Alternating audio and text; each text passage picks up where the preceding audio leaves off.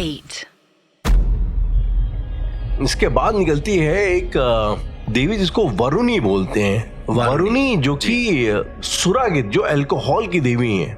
Now अब scene ऐसा है कि ये वरुणी जो है वो देवों के द्वारा एक्सेप्ट कर ली जाती है। जी, अब देखिए बात ऐसा है कि वरुणी का शाब्दिक अर्थ होता है राहुल की मदिरा, एक तरीके से। जी, तो मदिरा चूंकि असुरों के लिए होती है, अब आप ऐसे अगर तामसिक वे में देखें तो, लेकिन जब वरुणी निकलती हैं तो वरुण देव से उनकी शादी हो जाती है, ऐसा कहा जाता है। तो वो वरुण देव की पत्नी के रूप में एक तरीके से विराजमान हो जाती है, इसलिए वो हाँ, इसलिए वो देवों के साइड चली जाती हैं। कभी भी ऐसा मतलब कहीं मेंशन नहीं है कि असुरों ने वरुणी को अपने पास रख लिया था। अच्छा, यहाँ पे इंटरेस्टिंगली अगर मैं आपसे पूछूं यार, मल्टीपल टाइम्स हमारे कल्चर में ना दो चीजें बोली जाती, एक तो सुरा है, ठीक है, विच आई थिंक वाइन होती है, और एक होता है सोमरस। जी, सोमरस, और लोग कहते हैं जो सोमरस जो ड्रिंक है वो हड़प्पन कल्चर में भी जो है पिया जाता था, सब सॉर्ट ऑफ अल्कोहल की थी जो बनाई जाती थी। जी, तो ये सुरा और सोमरस क्या एक ही चीज है, और क्या ये अल्कोहल है? लाइक उस टाइम लोग अल्कोहल पीते थे? नहीं, सोमरस का मतलब ये होता है कि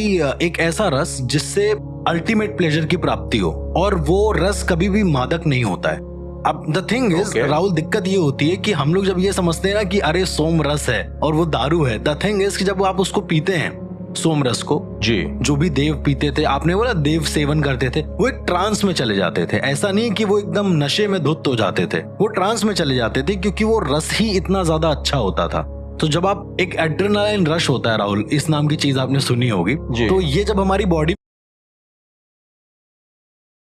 में होता है तो हम उस समय रिएक्ट क्या करते हैं हमें पता नहीं होता है, राइट? जब बहुत ज्यादा अल्टीमेट प्लेजर होता है या बहुत ज्यादा हम खुश होते हैं, तो सेम हैपेंस विद सोमरस। ये उसका वही परफेक्ट एग्जांपल है। अभी मैंने सुना है कि सोमरस जो होता है उसमें काफी सारे हर्ब्स को मिला करके, जो अब ये पता नहीं कितना सही कितना गलत है, लेकिन बहुत सारी इसमें, और उसमें जो है कैनबिस का भी यूज किया जाता है, मारिजुआना का भी, तो उसमें उसको साथ में बॉईल किया जाता है। कह सकते हैं कि चर्चा का विषय है कि क्या यूज होता था, क्योंकि पुराने समय के ऐसे कोई प्रमाणिक रूप से चीजें मौजूद नहीं है हमारे इंडिया के अंदर कि उसमें क्या क्या यूज होता था। अब जो लोगों ने जिससे सुना वो इन्फॉर्मेशन पास होते होते हमें आज जो समझ में आ रहा है वो ये है, राइट। इनफैक्ट एक बड़े ही एक वेटरन ये है, आर्मी मैन है, कर्नल जीडी बख्शी, अगर आपने उनका नाम सुना हो तो उन्होंने एक कोई, मुझे किताब का नाम याद नहीं आ रहा, उन्होंने कोई इंडियन मार्शल रेसेस के ऊपर, जो हमारी इंडियन वॉरफेयर थी, आर्ट ऑफ इंडियन वॉरफेयर, उसके ऊपर कोई किताब लिखी है, उसमें उन्होंने चैप्टर मेंशन किया हुआ सोमरस के ऊपर। सोमरस के ऊपर अपेरेंटली उनका लॉजिक ये था कि लोग जो है ना वॉर करने से पहले सोमरस पी के जाते थे, जो उनको बहुत ज्यादा अजाइल और एक्टिव बनाता था। तो बेसिकली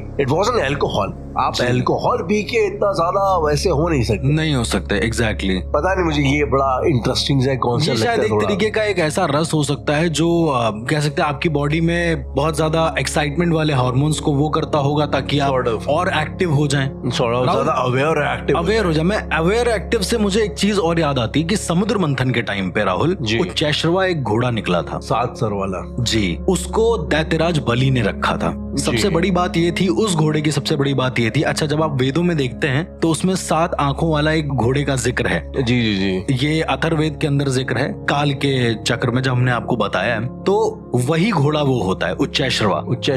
उसके साथ अच्छी चीज ये है उच्चैश्रवा के साथ कि वो अमर है पहले से ही, और राक्षसों को अमृत चाहिए, राइट जी। किसी को भी ये नहीं पता था कि वो अमर है, उच्चैश्रवा जो घोड़ा है। जब दैत्यराज बलि ने उसको रखा था तो भी उसको नहीं पता था कि वो अमर है। उसको बस ये लगा था कि ये घोड़ा अच्छा लग रहा है और इसकी कुछ शक्तियां होंगी वगैरह वगैरह। जी। इसने रख लिया। चूंकि जैसे ही उच्चैश्रवा रखा गया है, सारे देवों में से एक देव ने समुद्र मंथन की जो कह सकते हैं नाग था ना, उसको छोड़ दिया था, उसको छोड़ दिया था। ये देखते ही कि उच्चैश्रवा उनके हिस्से में चला गया है। लेकिन तभी उस समय ऐसा कहा जाता है कि इंद्र ने बोला कि अभी अमृत बाकी है, तो अमृत को आने दो, हम लोग सीधा अमृत को लेंगे। राइट। इनफैक्ट मुझे शायद जब श्री कृष्ण गीता में अपना उपदेश दे रहे होते हैं, जब वो एकदम विराट स्वरूप में आते हैं, ब्रह्म स्वरूप में आते हैं, जी, विश्व स्वरूप बोलते हैं ना उनको, तो उसमें वो कहते हैं कि मैं पुरुषों में ये हूँ, और तो अब मैं अश्वों में उच्चैश्रवा हूँ। यस। तो आई मीन इसका मल्टीपल टाइम्स मेंशन आया है। और इसी तरह एक गाय होती है जो निकलती है समुद्र मंथन से, कामधेनु। कामधेनु का है। इसके बारे में बोला जाता है कि कामधेनु से आप जो भी मनोकामना करेंगे वो सफल हो जाएंगे, वो आपको मिलेंगे जरूर। तो ये आमतौर पे जो ये डिबेट है ना कि काऊ गाय को लेके, गाय माता को लेके, तो ये कब से एग्जिस्ट करती हैं, तो सबसे मैं यही कहना चाहूंगा कि ये अभी से एग्जिस्ट करती हैं। मतलब समुद्र मंथन कितने मनवंतरों पहले हुआ होगा, जी, और जी, उसके बाद स्टिल अभी भी गाय को हम माता मानते हैं। तो शायद ये एक प्रमाणिक रूप से चीजें मौजूद हैं, लोग मानते हैं। सिर्फ ऐसा नहीं है कि हम लोगों ने लिख दिया है तो उसको मान लिया है। एक और रत्न के बारे में मैं आपको बताना चाहूंगा जो समुद्र मंथन से निकला। ये इसलिए बताना चाहूंगा क्योंकि मोस्टली यदि हम लोग कहीं पर भी देखते हैं ना, किसी सीरियल हो गया या फिर किसी रील हो गया, ऐसे मान के चलते हैं, कहीं पर भी इसका ज्यादा जिक्र नहीं होता है इस रत्न का। और उस रत्न का नाम है कौस्तुभ मणि। ये एक ऐसी मणि है जो भगवान विष्णु के पास रहती है। अब कहा जाता है कि 5वें रत्न के रूप में जब ये निकली थी तो जो देवता थे उन्होंने इस मणि को लेने से मना कर दिया था, क्योंकि ये जो मणि थी वो देखने में कुरूप थी। पर यदि कुरूप थी एग्जैक्टली पर यदि वो देवता ले लेते तो राहुल उनको कोई परास्त नहीं कर पाता। असुरों ने भी उसे छोड़ दिया, देवताओं का देखा देखी। उसके बाद फिर भगवान विष्णु ने इसे अपने पास रखा और कहा जाता है कि ये भगवान विष्णु के पास हमेशा रहती है कौस्तुभ मणि। कौस्तुभ मणि को स्वयं भगवान विष्णु ने अपने ऊपर धारण कर लिया। ऑल्सो जब भी कभी भी आप ऐसे अगर आपने कभी कृष्ण लीलाएं पढ़ी होंगी या कुछ ऐसा पढ़ा होगा तो श्री कृष्ण के गले में एक मणि देखी होगी आपने। कहा जाता है कि वो कौस्तुभ मणि है। और इस मणि की मतलब कुछ क्या स्पेशलिटी क्या है उसकी? अब चूंकि भगवान ने धारण किया है, कहा जाता है कि ये पूरे विश्व में प्राप्त 14 मूल्यवान चीजों में से एक है। मतलब सबसे ज्यादा प्रीशियस है। ओके। और इसका कोई मोल नहीं है, दिव्य तो चीजें हैं इसके अंदर, क्योंकि इसको भगवान धारण करते हैं। राहुल, प्राचीन समय में यह कहा जाता था कि भगवान जिस चीज को धारण करते हैं, उदाहरण के तौर पर शिव जी का त्रिशूल या उदाहरण के तौर पे सुदर्शन चक्र, उसकी अपने आप में एक महत्ता होती थी। वो एक ऐसा हथियार होता था या एक ऐसा वस्त्र होता था जो अनंत काल तक एग्जिस्ट कर सकता था। ओके। और यदि उसको असुर ले लेते हैं तो शायद असुर भगवानों को भी परास्त कर सकते हैं।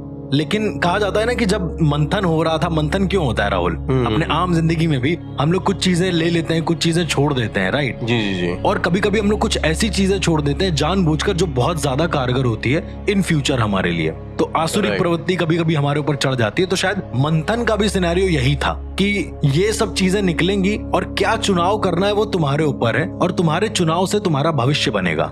मेरा ऐसा मानना है। उसका जो एक साइकोलॉजिकल उसका एक mini moral of the story type का बताना चाह रहे हैं, which makes I think a lot of sense। बिल्कुल बिल्कुल राइट। तो इसी तरीके से काफी सारी चीजों के बाद जो है एक शंख निकलता है, उसमें से पंचजनिया करके, अगर आपको पता हो तो विष्णु जी ले लेते हैं।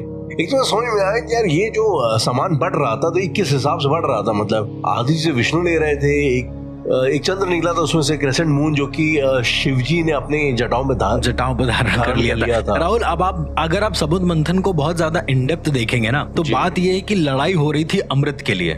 भगवान ने इतने सारे ऑप्शन इसलिए निकाले या फिर इतने सारे ऑप्शन इसलिए निकले, इसमें खुश हो जाओ और आगे एग्जैक्टली जो ओरिजिनल चीजें हैं ना, क्योंकि देखिए प्रकृति के हिसाब से उसे बांटना तो जरूरी था।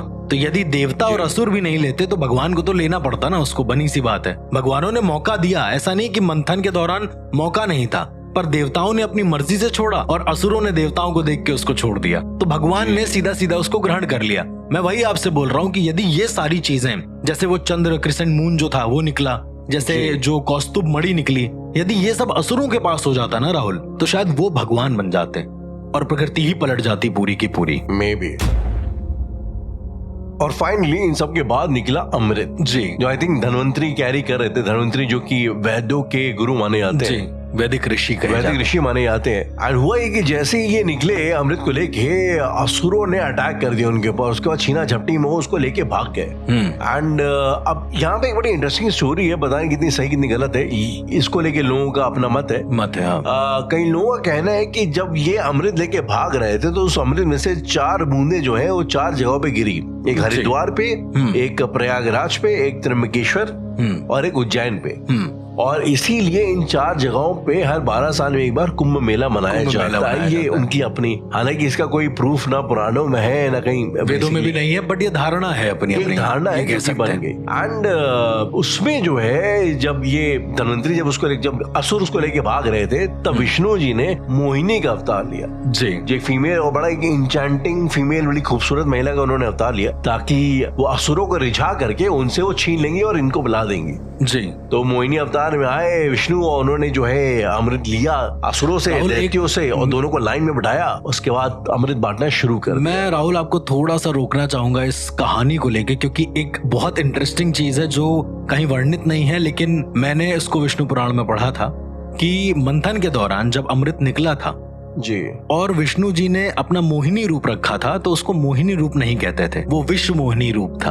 अब विश्व मोहिनी का मतलब ये होता है कि वो सभी को मोह लेते हैं। ऑल्सो उसमें ये भी मेंशन था कि इवन भगवान शिव जी भी उनकी तरफ बार बार देखने लगे थे, मोहित होने लगे थे। राइट। इसके बाद एक इंटरेस्टिंग स्टोरी ये है कि एक असुर था जिसका नाम था स्वर भानु, और ये जो है ये इसको समझ में आ गया था कि मोहिनी के रूप में कुछ जो है छला जा रहा है असुरों को, और ये चुप्पे से असुरों की लाइन से उठ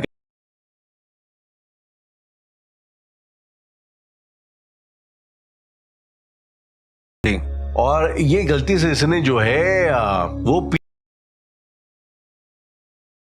उन्होंने जो है देख लिया ये अपने अपने तेज की वजह से, और उन्होंने बता दिया कि ये असुर है और यहाँ पे पीरा अमृत। उसके बाद जो विष्णु जी थे उन्होंने सुदर्शन चक्र निकाला, फेंका, और वो 2 हिस्सों में कट गया जिसे आज हम राहु और केतु के नाम से जानते हैं। और इसीलिए शायद राहु केतु सोलर एक्लिप्स भी करता है, सोलर लूनर दोनों पे करता है, सूर्य और चंद्र को ग्रसित करता है एक तरीके से, चंद्र दोनों को ग्रसित करता है, जिसका इवेंचुअली लोगों की ज्योतिष पे भी बड़ा असर पड़ता है, जो हम शायद कभी किसी और एपिसोड में डिस्कस करेंगे। तो ये फिलहाल स्टोरी थी समुद्र मंथन की, और ये बेसिकली एक मॉरल ऑफ द स्टोरी ये था कि जब आप मंथन करते हैं अपने अंतर्मन का तो उससे कई चीजें निकलनी शुरू हो जाती हैं। जब आप ज्यादा अंतर्मनन वगैरह करते हैं सबसे पहले निकलता है विष, बिल्कुल, और उसके बाद सब चीजें निकलती हैं, और उस विष को हमेशा आपको धारण करना होता है शिव जी की तरह हमेशा गले पे, बिल्कुल, ताकि आगे आने वाली चीजों को आप पूर्ण रूप से स्वीकार कर पाएं।